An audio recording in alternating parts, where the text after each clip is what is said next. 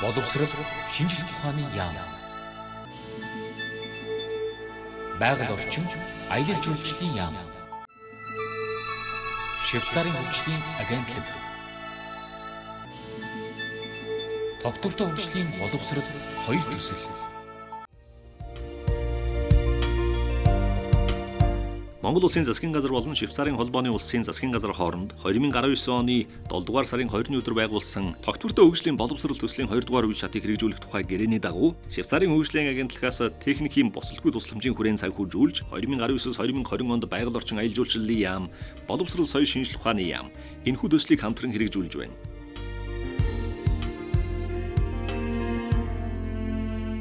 Бүх дэлхийд даяараа энэ тогтвортой хөгжлийг хангасан тийм хамтын нийгэмлэг байх тухай ойлголт. Тэгэхээр тэр хамтын нийгэмлэгийг ойлгодог хүмүүсийг бэлтгэх тухай асуудал.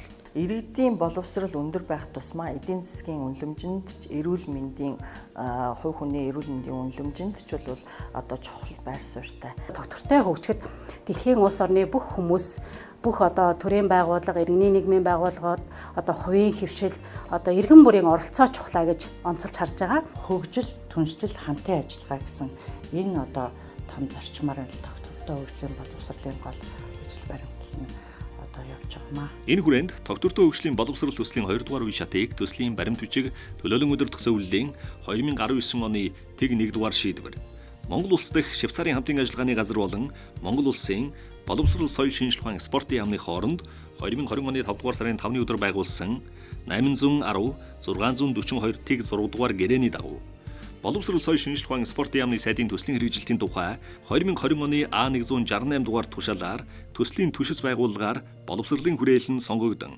Тогтвортой хөгжлийн боловсрол 2 төсөл үндэсний түвшинд хэрэгжиж байна.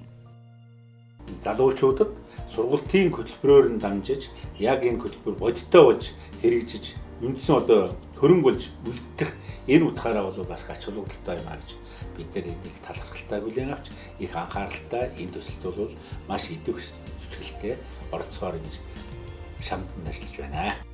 Тогтвортой хөгжлийн боловсролоор дамжуулан Монгол улсын иргэдэд байгаль орчин, нийгэм, эдийн засгийн хариуцлагатай, тэгш хүртээмжтэй, тогтвортой ирээдүйг бий болгоход дэмжлэг үзүүлэхэд төслийн гол зорилго оршиж байгаа юм.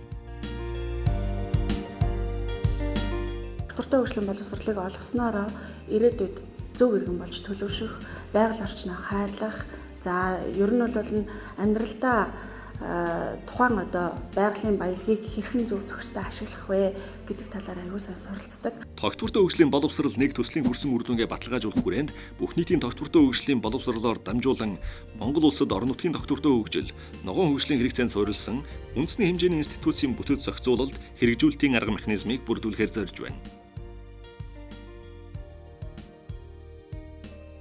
Техникийн зөвлөн зохицуулах үндэсний багийн зорилго нь боловсролын тогтолцоонд тогтвортой хөгжлийн боловсролын интеграцлалыг гүнзгийрүүлж, тогтвортой хөгжил, ногоон хөгжил, тогтвортой хөгжлийн боловсролын бодлого, төлөвлөлт, хэрэгжилтийн менежмент, хяналт шинжилгээ, үнэлгээний тогтолцоог хөгжүүлэх хүрээнд боловсрол, байгаль орчин, мэрэгжлийн хяналтын асуудал эрхэлсэн төрийн захиргааны болон мэрэгжил арга зүйн бүх шатны институт, ерөнхий боловсролын сургуулийн менежментийн чадварыг бэхжүүлэхэд бодиттой хувь нэмэр оруулахад оршино. Сорилт сургалтуудыг үе шатаа зохион байгуулснаар оролцогч талуудын тогтвортой хөгжлийн боловсролыг хэрэгжүүлэх мэдлэг гүнзгийрч чадах бүрдсэн байна. Тогтвортой хөгжлийн боловсролыг хэрэгжүүлэх сургалтын хэрэглэгдэхүүн аргачлалуудыг сурагчид, багш нар болон бусад хэрэгжүүлэгчид хэвлэл болон цахим хэлбэрээр өргөжүүлэн боловсруулсан байна. Тогтвортой хөгжлийн боловсролын жишг сургуулиудыг сонгон, тогтвортой хөгжлийн боловсролыг интеграцчлах үр дүнтэй арга аргачлалыг хэрэгжүүлэхэд дэмжлэг үзүүлсэн байна. Швейцарын хөгжлийн агентлаг.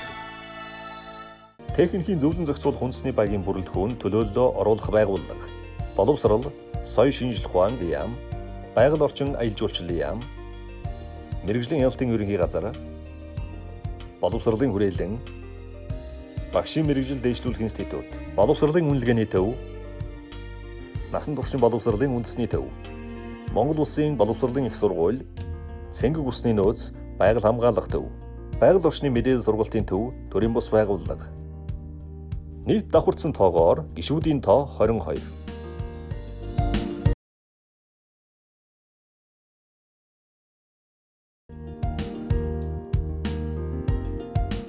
Төслийг орон нутагт хэрэгжүүлэгч байгууллагаар байгаль орчин мэдээлэл сургалтын төв шалгарсан бөгөөд төсөл сонгогдсон 6 аймгийн 30 сургуулийг тогтвортой хөгжлийн боловсролын загвар сургууль болгож чиглэсэн бүх шатны чадварчуулах үйл ажиллагаа арга хэмжээг зохион байгуулж байна.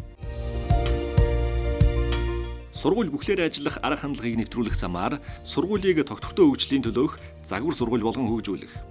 Тогтвортой хөгжлийн боловсрол хоёр төслийн хүрээнд бидний гол чиглэж байгаа зүйл маань сургууль бүхлээр ажиллах арга хандлагыг нэвтрүүлэх.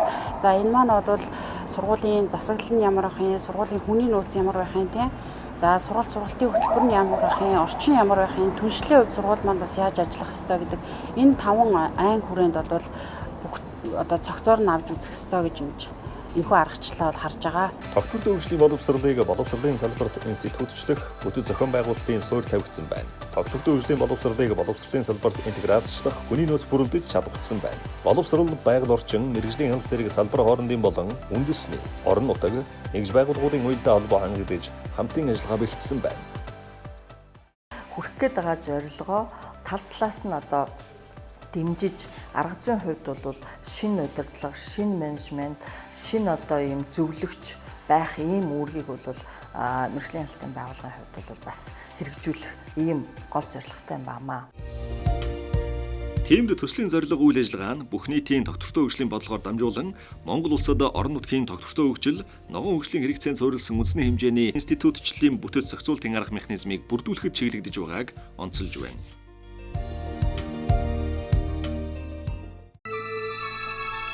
Боловсрол шинжлэх ухааны яам.